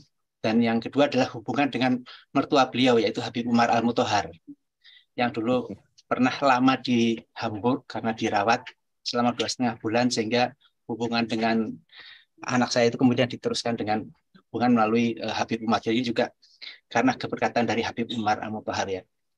Kemudian juga saya berterima kasih juga kepada Bapak Sulaiman Syarif sebagai perwakilan dari KBRI Brussel yang telah mengendorse acara ini sehingga kita merasa lebih serius untuk mempelajarinya ya. Kemarin saya alhamdulillah ketemu dengan teman-teman di Bristol itu mengatakan, loh ini kok kajiannya serius sekali, termasuk dari Habib kok serius sekali apa? Ya, memang kita harus serius gitu. Jadi alhamdulillah dengan sambutan dari Pak Sulaiman Syarif yang lebih lagi mengendorse kajian ini, jadi kita bertambah semangat dan terima kasih sekali kepada Pak Sulaiman Syarif dan KBRI Brussel, dan juga saya berterima kasih kepada semua teman-teman yang sebenarnya saya ini sebenarnya khadim aja, khadam jadi pembantu yang ingin membantu saya sendiri dan juga teman-teman semua mempelajari kitab Aqidatul Awam, dan juga khadim daripada Habib Ali, mudah-mudahan diterima untuk bisa terus menyelenggarakan bersama teman-teman di sini. Ya, saya terima kasih juga kepada KPMI Belgia Pak Mufti Arkan, kepada Mas Muhammad Malvin dari KMH Hannover, dan juga Mas Sofyan Hamid dari, lupa saya sampaikan, itu Kiai Nur Hashim Subadi dari Masjid Al-Hikmah Dendak yang ikut menjadi sama-sama kolaborasi ini, dan Mas tadi Mas Sofyan Hamid dari Muslim Braunschweig. Mungkin segitu saja yang dapat kami sampaikan. Mohon maaf atas segala kekurangannya jika ada yang tidak berkenan ya. Saya serahkan kembali kepada Gus Miftah. Terima kasih. Assalamualaikum warahmatullahi wabarakatuh. Waalaikumsalam warahmatullahi wabarakatuh. Terima kasih Pak Jerry. Habib, ini sudah ada 2 pertanyaan sebenarnya di kolom chat. Tetapi sebelum saya bacakan, izinkan saya meminta satu lagi, mungkin ada 1-2 kalimat singkat dari Belanda, dari Kiai Nur Hashim Subandi. Ini salah satu orang tua dan salah satu pengayom kita juga di Eropa. Beliau adalah ketua di Masjid Al-Hikmah Den Haag. Tafadhol Kiai. Terima kasih. Assalamualaikum warahmatullahi wabarakatuh. Waalaikumsalam warahmatullahi wabarakatuh. Ya, terima kasih atas kesempatannya dapat menimba ilmu ya. Mudah-mudahan bermanfaat khusus kita yang ada di Belanda ini, dan mudah-mudahan semuanya bisa mendapatkan manfaat dari ilmu yang diberikan oleh Habib, insya Allah. Terima kasih kepada seluruh panitia, Pak Geri, dan juga kepada kawan-kawan yang di Brussel, dan juga terkhusus lagi kepada Pak Dubes Sulaiman Syarif. Mudah-mudahan dalam kesempatan lain kita dapat berjumpa kembali. Terima kasih Habib. Assalamualaikum warahmatullahi wabarakatuh. Waalaikumsalam warahmatullahi wabarakatuh. Terima kasih banyak Kiai Nur Hashim. Izinkan kami membacakan 2 pertanyaan yang sudah ada di kolom chat ini Habib. Yang pertama disampaikan oleh Pak Arif dari Brussels. Beliau adalah salah satu atase di KBRI di Brussels. Assalamualaikum Habib, ulasan yang sangat menarik. Terima kasih. Izin bertanya, bagaimana pandangan Habib tentang paham pluralisme yang menganggap bahwa semua agama adalah sama dan akan bermuara pada Tuhan yang sama tetapi berbeda cara menyembahnya. Nah, itu yang pertama. Kemudian yang kedua, Habib, ada pertanyaan dari hamba Allah. Habib, terima kasih atas ceramah yang sangat mencerahkan. Saya punya pertanyaan. Di satu sisi, manusia, misalnya saya, senang dengan kemewahan dan kekayaan, seperti mobil yang bagus, rumah yang megah, pakaian yang mahal. Tapi di sisi lain, manusia juga senang, bahkan menaruh rasa hormat terhadap orang yang sederhana. Bahkan sangat senang dan hormat kepada kiai, atau kepada guru, pejabat, profesor yang penampilannya sederhana dan sikapnya santun. Mengapa kira-kira bisa terjadi kontradiksi seperti itu? Bagaimana kaitannya dengan pemahaman akidah, khususnya siapa yang harus diagungkan? Kira-kira 2 pertanyaan itu, Habib, menurut pandangan Habib bagaimana? Tafadhol. Waalaikumsalam warahmatullahi wabarakatuh. Ini belum apa-apa pertanyaannya kok wis angel-angel loh. Baru mukodimah pertanyaannya sudah susah-susah. Kan tetapi saya senang ya ketika ada pertanyaan semacam itu, maknanya saya merasa ada keantusiasan daripada hadirin untuk mempelajari ilmu akidah daripada aspek bahwasanya bukan hanya sebagai akidah apa yang wajib kita yakini, tapi bagaimana apa yang kita yakini bisa untuk menjadi cara berpikir kita, lifestyle kita. Yang pertama adalah tentang pluralisme yang mengatakan bahwasanya semua agama hakikatnya akan menyembah sesuatu yang sama. Itu mungkin kalau di dalam bahasa Arab itu kita kenal dengan nama ta'addud dini, adalah ta'addud itu maknanya ada berbilang, agama itu berbilang kan, tapi nanti semuanya akan ada di satu muara. Apa satu muara ini? Bukan satu Tuhan yang sama, itu tidak ada ya, tidak ada itu. Karena kalau Anda melihat Tuhannya orang Hindu bukan Tuhannya orang Islam.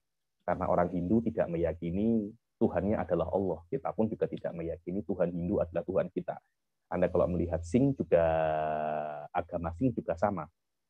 Anda kalau melihat agama Nasrani juga sama, karena kita meyakini selain Allah itu bukan Tuhan, tapi agama Nasrani meyakini bahwasanya ada Tuhan selain Allah. Ini yang sebenarnya mesti kita pahami daripada aspek akidah, bahwasanya tidak ada kesamaan di dalam Tuhan. Walaupun mungkin ada beberapa aspek, ada kesamaan sedikit di dalam Tuhan dengan makna Allah pun juga disembah di dalam selain agama Islam. Cuma masalahnya yang disembah di situ bukan hanya Allah, tapi selain Allah pun juga disembah di dalam agama Nasrani. Contohnya Allah juga disembah. Cuma mereka mengatakan Allah itu tidak ada masalah, cuma pelafatannya saja. Cuma masalahnya dalam agama Nasrani tidak sesuai dengan Islam adalah selain Allah pun juga disembah di situ. Di situ adalah perkara yang inti di dalam Islam yang tidak mungkin yang tidak mungkin dibenarkan di dalam Islam, karena dalam Al-Qur'an dikatakan fa'lam annahu la ilaha illallah, ketahuilah bahwasanya tiada Tuhan selain Allah. Dan terus macam mana yang namanya pluralisme itu macam mana? Pluralisme itu adalah Anda meyakini bahwasanya agama itu akan bermuara kepada satu perkara. Apa satu perkara ini? Anda menganggap ada sesuatu yang sakral. Sakral yang mesti Anda hormati. Kita sebagai seorang Muslim meyakini itu adalah Allah. Selain Muslim mungkin meyakini selain Allah adalah Tuhan, tapi semua agama pasti meyakini ada yang namanya Tuhan. Karena Tuhan itu apa ya, kalau saya cakap ya, ini sedikit susah di dalam mantik, itu namanya perkara yang global, perkara yang tuli. Kita tidak menyembah banyak Tuhan, kita menyembah hanya satu Tuhan. Tapi kata-kata Tuhan itu sendiri bukan kata-kata yang untuk satu saja, tetapi untuk banyak perkara. Daripada banyak perkara ini kita tidak meyakini kecuali Allah Subhanahu wa Ta'ala saja. Yang lainnya Allah Subhanahu wa Ta'ala itu katanya Allah, in hiya illa asmaun sammaitumuha antum wa aba'ukum ma anzalallahu biha min sultan. Artinya menyembah Lata, menyembah Uzza, menyembah apapun itu semuanya tidak ada sama sekali, tidak ada hakikatnya. Yang ada hakikatnya hanya Allah Subhanahu wa Ta'ala. Jadi setiap agama selain Islam, bahkan Islam pun juga sama. Apa itu? Anda akan menganggap satu perkara itu sakral.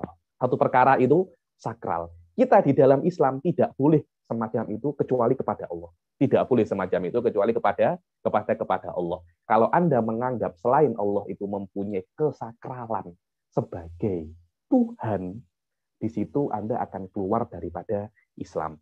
Tapi kalau Anda bermaksud dengan pluralisme, ada kemajemukan, bahwasanya dengan kemajemukan ini kita mempunyai satu titik temu yang mesti kita hidup dengan meyakininya, yaitu mungkin contohnya kita sama-sama bangsa Indonesia, kita sama-sama rakyat Indonesia, itu tidak ada masalah. Itu tidak ada masalah dengan meyakini agama Islam bukan agama Nasrani, bukan agama Konghucu, bukan agama Hindu, bukan agama Buddha, tapi kemajemukan ini tidak bisa kita ingkari dan kita mesti hidup dengannya dan saling menghormati.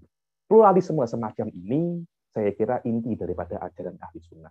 Pluralisme dengan makna semua agama ini akan bermuara kepada satu perkara, dan karena bermuara kepada satu perkara yaitu menghormati atau mensakralkan satu perkara yang dianggap sebagai Tuhan, yang mana berbeda persepsi tentang siapa itu Tuhan, karena ada titik temu kuli ini semua akan masuk surga, tidak bisa semacam itu. Itu adalah cara memahami pluralisme yang salah yang ditentang oleh Islam. Wallahu a'lam. Yang kedua adalah tadi itu cinta dunia dan menghormati ulama. Saya tidak kira itu ada kontradiksi ya. Karena memang manusia sebagai manusia, kita itu diciptakan untuk mencintai harta. Kita semacam itu.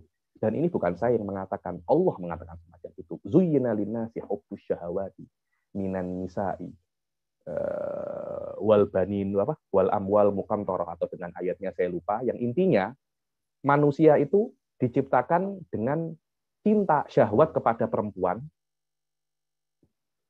anak, dan harta.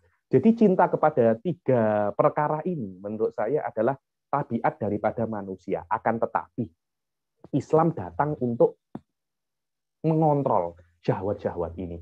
Tidak ada masalah Anda cinta wanita. Saya malah bingung kalau ada satu ustadz, satu orang, saya tidak suka wanita, saya ragu ini mungkin LGBT ini orang ya, orang ini LGBT. Tidak ada, laki-laki tidak cinta perempuan, tidak ada.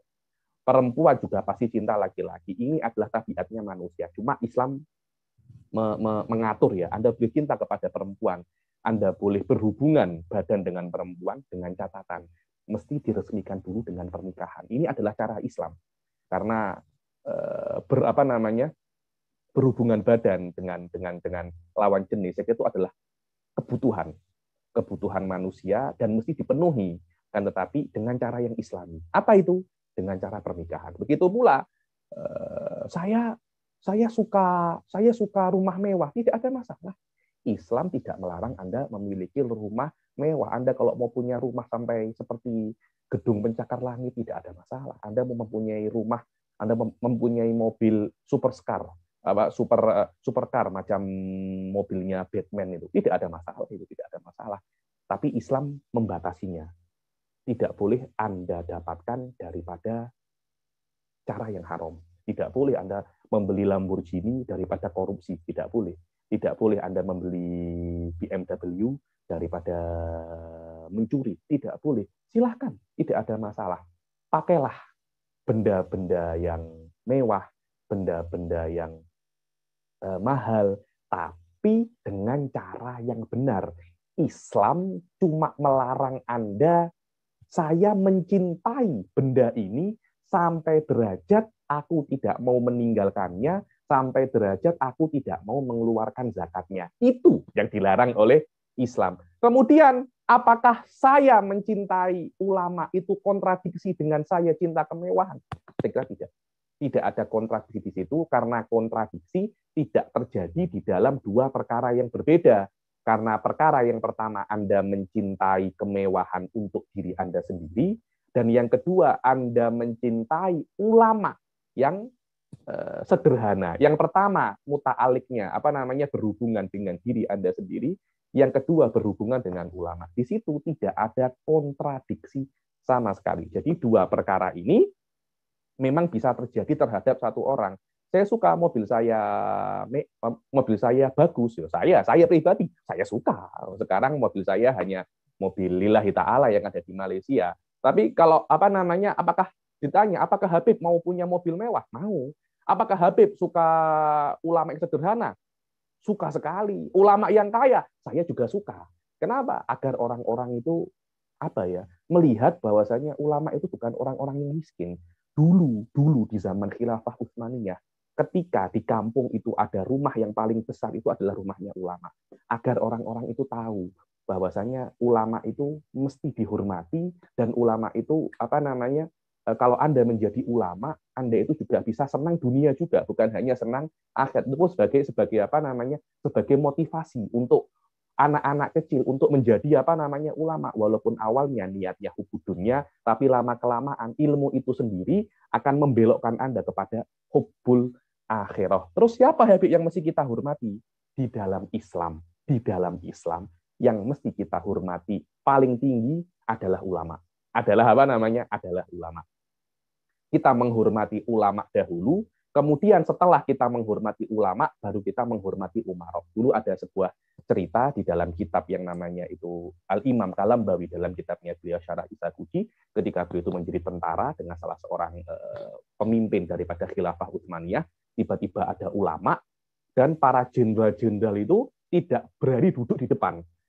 Mereka duduk di belakangnya para ulama. Imam Kalambawi ini ketika itu masih muda tanya, siapa ulama ini? Siapa orang ini? Orang ini namanya Maula Lutfi. Orang ulama itu di Turki namanya Maula. Kalau kita kan namanya kan kiai. Di sana namanya Maula. Ini adalah namanya Maula Lutfi Al-Masbur. Kenapa kok dia berani duduk di depan? Sedangkan ini adalah jenderal-jenderal penting, adalah stakeholder penting, pejabat-pejabat penting dalam pemerintahan. Oh tidak.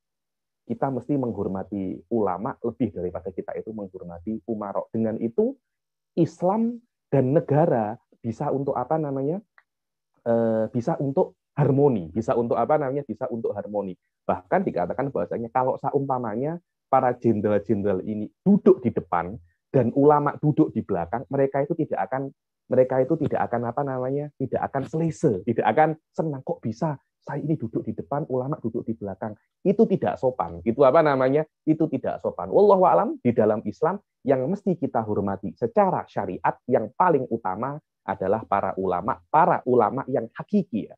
Yang saya lihat sekarang ini kita krisis ulama-ulama yang hakiki, yang benar-benar mengetahui Islam, yang benar-benar mengetahui kewajiban dan haknya sebagai seorang muslim, yang benar-benar wasatiyah dan tidak membenturkan antara kepentingan dan tidak membenturkan antara Islam dan perkara-perkara yang lain. Wallahu a'lam, semoga bisa bermanfaat jawaban.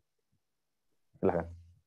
Syukron Habib, terima kasih banyak atas jawaban dan atas pencerahannya terkait isu pluralisme agama, dan tadi sebagaimana yang disampaikan juga mengenai sebenarnya tidak ada kontradiksi ya antara apa yang disukai merupakan bagian dari syahwat pribadi selama kita masih tetap berada pada koridor sebagaimana ajaran Islam dan sebagaimana akidah yang sudah diajarkan oleh para ulama.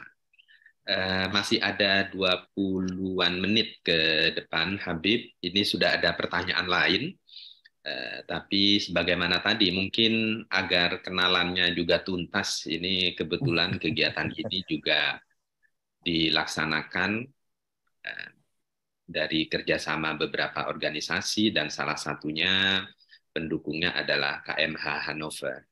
Mungkin kami ingin mempersilahkan perwakilan atau ketua dari KMH Hannover, ada Ustaz Muhammad Malvin atau mungkin Bapak Hadami mungkin, atau siapa yang dari Hannover. Monggo. Assalamualaikum, ya. Salam kenal, saya Malvin dari KMH Hannover. Waalaikumsalam. Ya, terima kasih. Iya, mau ucapin terima kasih banyak Pak Habib, dan tentunya juga ketua-ketua dari komunitas yang lain, dan kita bisa sebagai keluarga Muslim bisa ikut di sini. Wah, Masya Allah, sangat itu ya, kajiannya sangat membantu. Ya, sendiri di sini kita sekarang lagi nonton bareng di masjid, jadi lumayan rame di sini juga. Cuman mungkin dari akun-akunnya nggak kelihatan. Iya, mungkin bisa kasih lihat sebentar. Mana nih?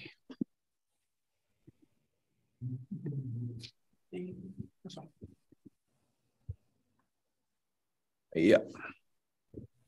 Lihat. Ini lagi rame. Masya Allah. Ya, alhamdulillah pada tertarik sih. Jadi terima kasih banyak sekali lagi untuk Pak Ab dan juga para Pak Geri, Pak Sofyan, Pak Mufti ya. Kita dari keluarga Muslim Bremen juga. Bremen, Brussel, Belanda, Braunschweig. Untuk kemungkinannya untuk bisa ikut acara kajian ini. Ya, paling itu aja kalimatnya kami sih. Assalamualaikum warahmatullahi wabarakatuh. Waalaikumsalam warahmatullahi wabarakatuh.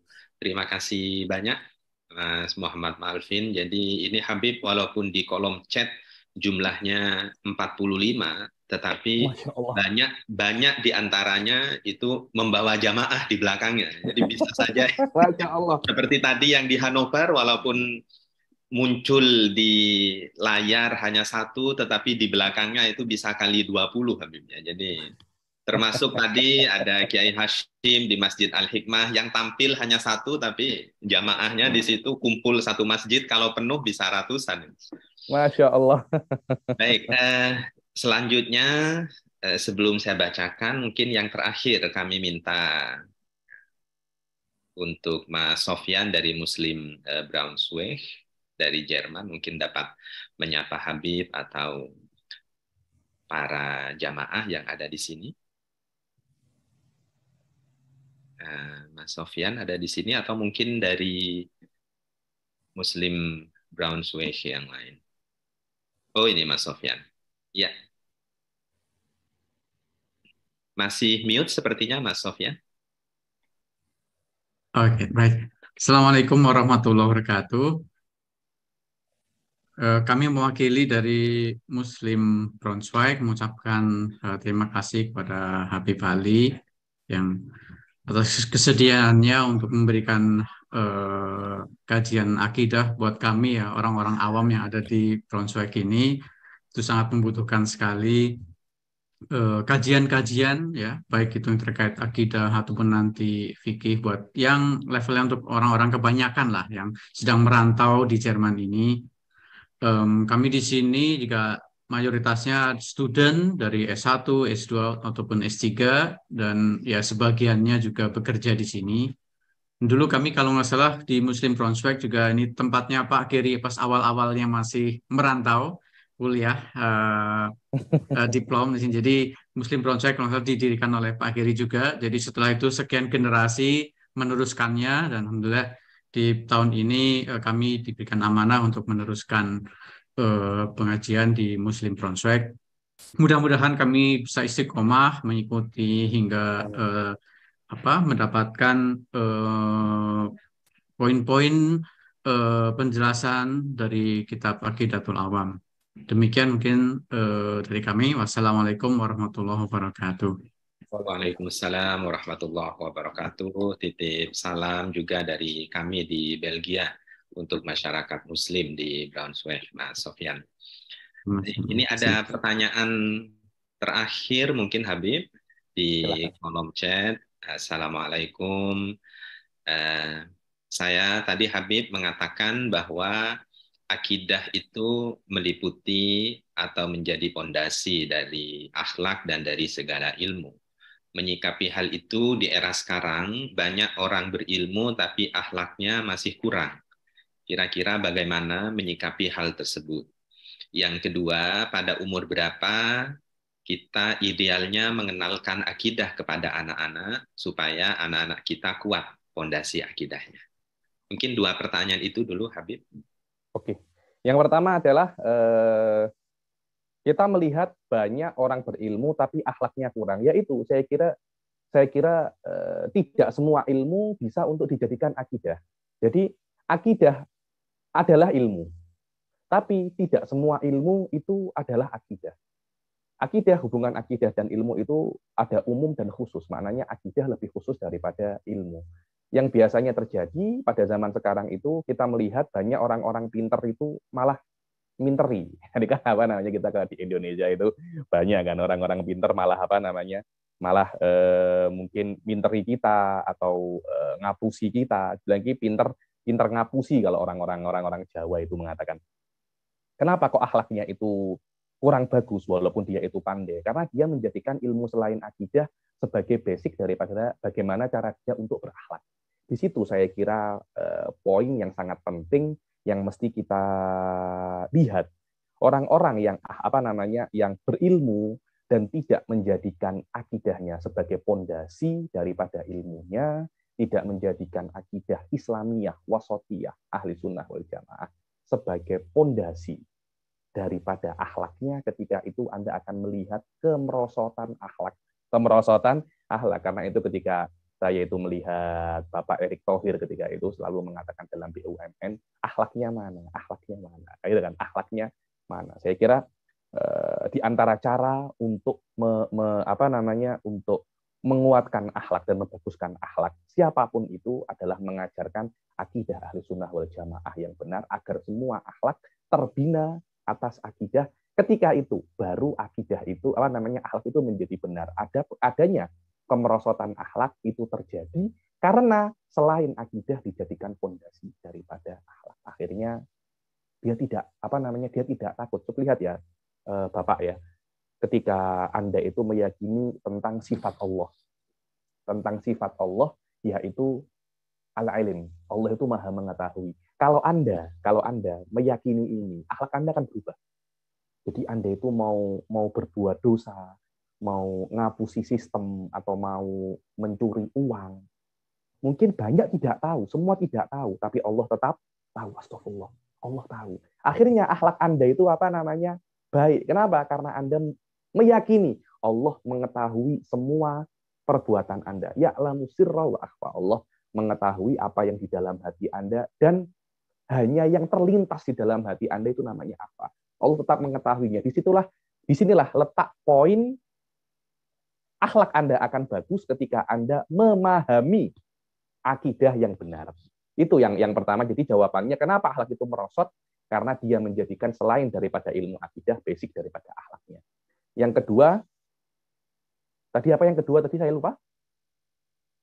Kira-kira pada usia berapa idealnya kita mengenalkan akidah? Kalau saya pribadi, ketika anak itu sudah bisa diajak ngobrol, sudah paham untuk bercakap, yakni umur 7 tahun, 8 tahun sudah dia masuk kelas 1, bahkan mungkin ketika ada beberapa anak itu pinter, umur 6 tahun sudah bisa dikenalkan oleh akidah. Bahkan anak kecil lebih mudah paham akidah daripada orang-orang yang sudah mungkin berumur seperti kita. Kenapa? Karena anak kecil itu masih fitrah, masih suci, dan mengetahui Allah dengan sifat-sifatnya itu sesuatu yang fitrah, sesuatu yang tidak bertentangan dengan fitrah. Karena itu anak kecil lebih mudah memahami akidah daripada orang-orang yang sudah berumur semacam kita, sudah umur 30 tahun, 40 tahun, mungkin ingin mempelajari akidah itu terpikir banyak hal-hal yang lain, terpikir bagaimana kerja kantor, terpikir nanti ini nasi beras belum beli, masak apa, sudah mulai musim dingin, sudah mulai musim panas, nanti belanja istri semacam mana, banyak hal-hal yang mesti kita pikir.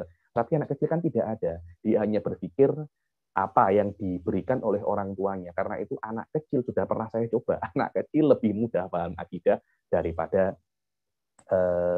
orang yang sudah besar ya nih. Karena itu umur yang paling tepat adalah ketika untuk belajar akidah, ketika dia sudah bisa mulai untuk diajak berinteraksi, sudah bisa untuk memahami apa yang kita katakan, pada saat itulah masa yang paling tepat untuk membekali anak dengan akidah Islamiyah. Wallahu a'lam. Baik, terima kasih banyak Habib atas jawaban-jawaban, atas pencerahan, atas petunjuknya. Mudah-mudahan menjadi tambahan ilmu, menjadi tambahan keberkahan bagi kita semua, dan tidak terasa ini sudah 100 menit lebih kita mengikuti kajian dari Habib, juga ada tanya jawab, ada perkenalan. Sebelum kami akhiri, kami ingin meminta beberapa kalimat singkat mungkin dari salah satu inisiator kegiatan pengajian kolaboratif ini. Kami mohon sambutan singkat sekaligus penutup dari Ketua KPNI Belgia, yang terhormat Ustadz Mufti Arkan. Kami persilahkan. Terima kasih banyak Gus Miftah. Assalamualaikum Habib, Pak DCM, dan Bapak Ibu semuanya. Masya Allah, luar biasa Habib, sangat menarik, sangat mencerahkan, dan banyak sekali ilmu yang saya dapatkan pada pagi hari ini, dan banyak sekali catatan yang saya catat dan pada pagi hari ini. Izinkan juga pertama kami atas nama KPMI, Keluarga Pengajian Muslimin Indonesia di Belgia. KPMI itu didirikan tahun 90-an Habib, dan juga salah satu ketua beberapa periode yang lalu adalah Pak DCM, Bapak Sulaiman Syarif, dan alhamdulillah dengan berkat beliau, alhamdulillah kita berhasil membeli dengan atas nama NCC, berhasil membeli bangunan yang insya Allah nanti akan kita jadikan sebagai tempat ibadah. Pertama kali atas nama KPMI kami mengucapkan terima kasih banyak Habib yang sangat kami hormati dan sayangi, guru kami Habib Ali Bagir Assegaf, atas kesediaannya meluangkan waktu untuk mengajar kami terutama kaum muslimin di Eropa. Dan saya lihat tadi ada berbagai macam dari belahan dunia yang lain, dari Indonesia, dari Norwegia dan sebagainya. Sekali lagi dari Norwegia juga ada Habib. Sekali lagi terima kasih banyak, suatu kehormatan bagi kami. Semoga bisa menjadi ilmu yang berkah manfaat, dan semoga juga Habib Ali senantiasa juga diberikan sehat walafiat, diberikan lapis-lapis keberkahan bertambah-tambah. Kami juga mengucapkan terima kasih banyak yang kami hormati dan sayangi Bapak Wakil Kepala Perwakilan Bapak DCM, dan insya Allah nanti akan menjadi dubes insya Allah Bapak Sulaiman Syarif, yang selalu memberikan arahan dan bimbingan dan dukungan luar biasa pada setiap kegiatan-kegiatan dan acara-acara kami. Kami juga mengucapkan terima kasih pada semua pihak. Kali ini alhamdulillah dengan izin Allah SWT, dengan semangat inklusif, semangat kolaborasi, sinergi, sekarang ini bersama-sama dengan Ketua Masjid Al-Hikmah, Bapak Kiai Hasim, KMIB Bremen, Bapak Geri, KMI Hannover, Bapak Muhammad Alvin, Muslim Brunswick, Bapak Sofyan, dan juga Ketua PCI NU sekaligus moderator Gus Miftah, dan Bapak dan Bapak Ibu hadirin semua yang kami muliakan. Sekali lagi kami ucapkan terima kasih Habib, Pak DCM, dan Bapak semua. Izinkan kami menutup karena nanti kita belajar nazom, izinkan kami menutup dengan sedikit syair. Nikmat pengajian di akhir pekan menggapai berkah dan kebahagiaan. Cukup sekian kami sampaikan. Kalau ada salah mohon kiranya dimaafkan. Wassalamualaikum warahmatullahi wabarakatuh. Waalaikumsalam warahmatullahi wabarakatuh. Habib, Pak Mufti ini selain menjadi salah satu atase di KBRI, juga menjadi suhu dari syair. Jadi beliau kalau menciptakan nazom dalam bahasa Indonesia kira-kira yang paling jago, kira-kira begitu. Arud wal qawafinya dalam bahasa Indonesia mantap sekali itu Pak Mufti. Masya Allah, Masya Allah. Baik, tidak terasa kita sudah sampai di penghujung acara. Kami ingin memohon barokah doa dari Habib. Banyak sekali hajat kita di sini Habib. Kita tentu berharap mudah-mudahan tetap diberi keistiqomahan dan diberikan kekuatan untuk menjalankan akidah dan syariah Islam, nilai-nilai Islam yang wasatiyah di negara yang Islamnya minoritas ini. Secara khusus juga, tadi juga sudah kami sampaikan, ada Pak Dubes yang akan menikahkan putranya, mohon barokah doanya juga. Ada Pak Wakil Dubes yang akan insya Allah menjadi duta besar dan akan pindah tugas ke Amerika Selatan. Masya Allah. Dan untuk semua jamaah, mudah-mudahan nanti bisa dikabul hajatnya, berkah manfaat, apa yang kita pelajari, memperoleh ridho dari Allah. Monggo barokah doanya, Habib. Bismillahirrahmanirrahim. Hamda syakirin, hamdan hamidin, hamdan yuwafi na'amahu wa yukafi'u mazidah. Ya Rabbana lakal hamdu kama yanbaghi li jalali wajhika wa adimi sultanik. Ya Rabbana la nusi sana'an anta kama athneta ala nafsik falakal hamdu hatta tarda walakal hamdu idza radid walakal hamdu ba'da ridha. Allahumma shalli wa sallim ala sayyidina Muhammadin fil awwalin wa shalli wa sallim ala sayyidina Muhammadin fil akhirin. Wa shalli wa sallim ala sayyidina Muhammadin fi kulli waqtin wa hin. Wa shalli wa sallim ala sayyidina Muhammadin hatta tarithal arda wa man 'alaiha wa anta khairul warithin. Allahumma inna nastahfiduka wa nastaudiuka adyanana wa anfusana wa ahlana wa amwalana wa kulla syai'in a'taytana. Allahumma ja'alna wa ayyidikana fika wa amanika wa iyadika min kulli syaitanin marid wa jabbarin anid wa di bagin wa di hasadin wa min syarri kulli di syar'inaka ala kulli syai'in qadir. Allahumma jammilna bil afiyati wa salamah waqna bit taqwa wal istiqamah wa irna min mujibatin nadamah innaka sami'ud du'a. Allahumma ighfir lana wa liwalidina wa auladina wa masyayikhina wa ikhwanina fid din wa liman ahabbana fik wa liman ahsana ilaina wa lil mu'minin wal mu'minat wal muslimin wa ya rabbal alamin. Allahumma arinal haqqa haqqa warzuqna tiba'ah wa arinal batila batila tinabah. Rabbana atina fid dunya hasanah wa fil akhirati hasanah wa qina adzabannar. Wa sallallahu ala sayyidina Muhammadin wa ala alihi wa sahbihi wa sallam wa ala hadihi wa ala kulli niyatin salihah jami'ah syamil khati dunya wal akhirah wa ila hadratin Nabi Muhammad sallallahu alaihi wasallam. Al-Fatihah. A'udzu billahi minasyaitonir rajim. Bismillahirrahmanirrahim. Alamin ihdinas siratal mustaqim. Amin, amin, amin. Semoga semua hajatnya dikabulkan dan semoga Pak Wakil Dubes ini akan dijadikan dubes yang baik di Argentina, bisa bermanfaat di Argentina, dan semoga anak daripada dubes yang sekarang ini bisa untuk menjadi rumah tangga yang sakinah, mawaddah, warahmah. Amin, amin ya rabbal alamin. Amin ya rabbal alamin. Bapak, Ibu hadirin yang berbahagia, wabil khusus Pak DCM dan Al-Habib Ali Bagir As-Segaf. Demikianlah untuk pengantar kajian-kajian rutin kita, insya Allah yang akan diselenggarakan secara istiqomah. Mudah-mudahan ini bisa terlaksana setiap bulan. Insya Allah nanti akan ada informasi lanjutan. Apabila tidak ada aral melintang, mudah-mudahan bisa dilaksanakan setiap minggu ketiga.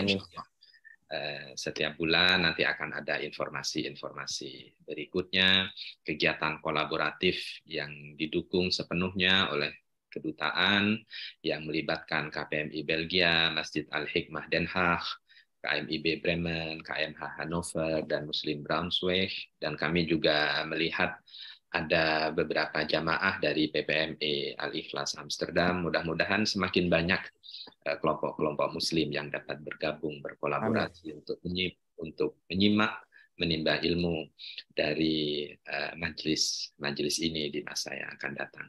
Atas segala kekurangan secara pribadi kami menyampaikan permohonan maaf. Mudah-mudahan kita diberi kesehatan dan kesempatan untuk hadir pada majelis-majelis berikutnya.